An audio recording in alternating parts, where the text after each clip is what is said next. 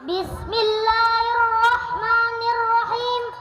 Assalamualaikum warahmatullahi wabarakatuh. Apa boleh seorang suami menikah lagi tanpa sepengetahuan istri pertama?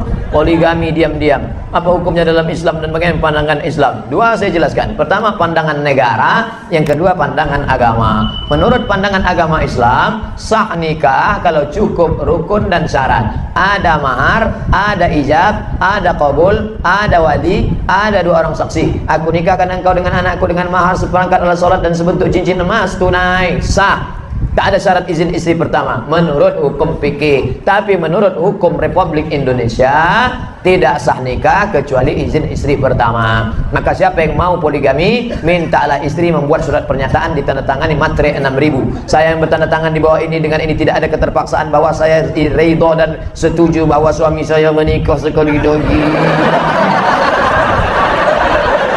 Setelah itu dibawalah kertas tadi ke pengadilan. Nanti pengadilan akan memanggil istri, memanggil suami. Lalu ditanyanya, hai ibu istri pertama, ya benarkah ini surat tanda tangan ibu? Betul Pak Hakim. Apakah selama ini tidak ada masalah dalam rumah tangga ibu? Tak ada Pak Hakim. Jadi intinya ibu setuju ya setuju. Cepatlah pukulkan palu dulu. Kalau bisa jangan ke meja, ke kepala suami saya ini. Maka kata Pak Hakim, dengan ini sah. Maka dengan ini sah. Lalu dengan modal secari kertas tadi, maka menikahlah dia. Kalau tidak, maka istri pertama bisa menuntut ke pengadilan. Nah, itu dia. Di Batam saya tak tahu di mana kantor. Kalau di Pekanbaru nanti saya tunjukkan kantornya. Apakah nikah muda itu salah? Nikah muda bagus. Saya menyesal nikah udah tua. Kalau tahulah saya nikah muda itu baik, begitu habis sunat nikah langsung. Tapi orang tua saya ini tak paham tentang ini Pak Ustadz. Yang maunya saya kepribadian dulu, mobil pribadi, rumah pribadi, kebun pribadi. Gimana nih Pak Ustadz? Panggil nenek mama, alim ulama, cerdik pandai, tokoh masyarakat. Pak, aku mau menikah di usia muda, takut berzina, tapi ayahku tak setuju. Bisa bapak bicarakan dengan ayah? Maka si bapak pun bercerita, anakmu itu ku tengok sudah agak gatal betul ya. Bolehlah kau nikahkan. Nah, jadi idenya dari kita, tapi kita pakai lidah orang-orang tua yang didengar. Bagaimana cara bertaubat dengan fulus? Huh? Oh, tulus. Dua pula dikasihnya F sangka.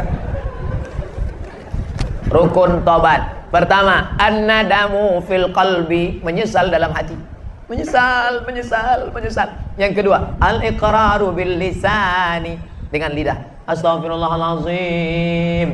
Agak panjang. Astaghfirullahalazim alladzi la ilaha illa huwa la yuqayyum wa atubu ilaih. Yang lebih panjang. Allahumma anta rabbi la ilaha illa anta khalaqtani wa ana 'abduka wa ana 'ala 'ahdika wa 'ahdika mastata'tu. A'udzubika min syarri ma sana'tu wa abu laka bi ni'matika 'alayya wa abu bi dhanbi. Faghfir li fa innahu la yaghfiru dzunuba illa anta. Tak hafal saya Pak Ustaz, cari di Google. Sayyidul Istighfar, enter, print, cetak, tempel. Di mana sering ditengok-tengok. Kebetulan di kantor, tempel kantor. Allahumma anta rabbi la. Ibu-ibu yang masak tempel dekat kuali. Allahumma anta rabbi la ilaha illa anta khalaqtani wa ana 'abduka wa ana 'abduka wa 'abduka. Al-iqraru bil lisan, an-nadam bil qalbi, menyesal dalam hati. Al-iqraru bil lisan dinyatakan dengan lidah. Al-itmaru alla ya'uda ilaihi abadan, bertekad kuat tidak akan balik kepada perbuatan ini. Istighfar. Ayolah bro, kita ke karaoke malam ini. Tidak. Aku kalau sudah kukatakan taubat kepada Allah sekalipun ke karaoke ini, tidak, sekali tidak. Kami yang bayar. Ayolah. Apakah boleh kita makmum ke orang yang tak semazhab dengan kita? Contohnya imamnya Hanafi, kita Syafi'i. Karena ustadz di masjid kami bilang tidak sah solatnya. Tolong tunjukkan rujukannya Pak Ustadz. Kalau ustadz ini mengatakan tidak sah solat beda mazhab, maka semua jamaah Batam yang ada di Masjidil Haram tidak sah solatnya. Karena orang Batam mazhabnya Syafi'i, sedangkan imam Masjidil Haram Syekh Abdurrahman Sudes mazhabnya Hambali. Saya tinggal di Maroko 2 tahun. Maroko itu mazhabnya Maliki. Berarti solat saya 2 tahun itu mesti saya gantilah.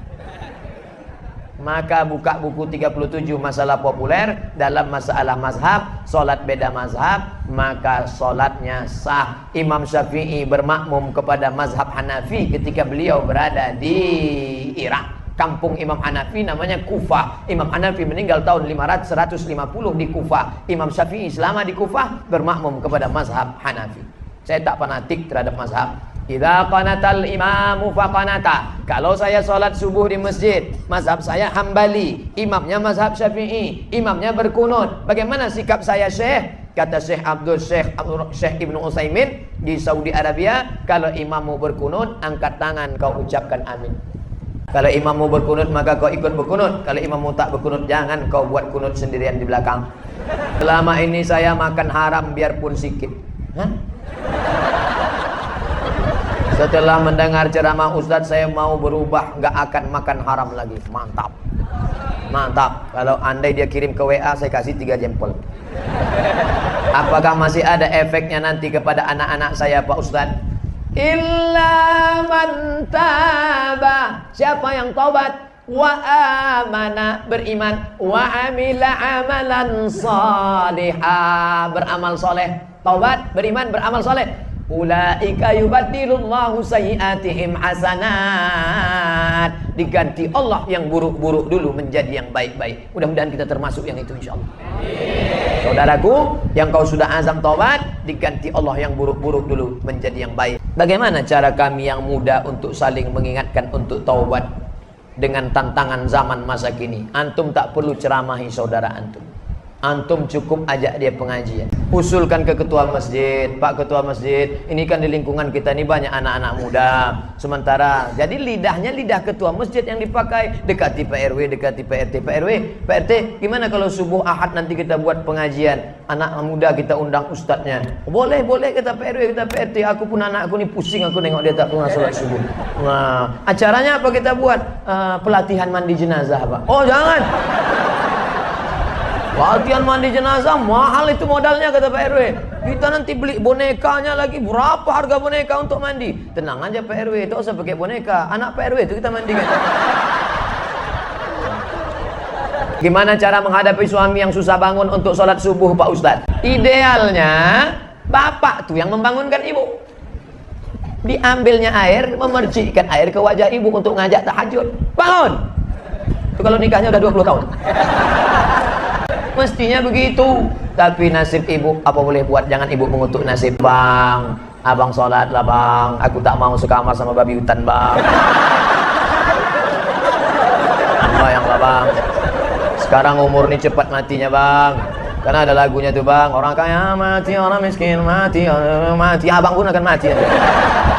Sembayang lah bang, insya Allah sembayang dia. Tengok dah tuh bang, ada orang batuk mati, minum kopi mati. Masa ada orang minum kopi mati? Ya kopi Mirna kemudian mati dia bang. Andainya uang pajak pendapatan 2,5% boleh dikumpul, apakah bisa penggunaannya dialihkan untuk membeli kurban? Ini orang terlalu cerdas. Sekali dayung 2-3 pulau terlambat. Hanya zakat saja untuk zakat. Adapun untuk kurban, kau berkurbanlah saudaraku. Berkurban itu hukumnya wajib menurut mazhab Hanafi. Alhamdulillah. Menurut mazhab Maliki, Hambali, Syafi'i sunat muakkad. Saya Syafi'i. Kurbanlah. Fasalli li rabbika wanhar. 2,5 juta. Ingat, duit yang kau simpan tak mau keluar akan keluar juga dengan caranya sendiri. Meletuplah ban, datanglah sakit. Saya bukan nakut-nakuti. Peganglah. Silakan, akan keluar dengan caranya sendiri. Ingat, tengok, waspada.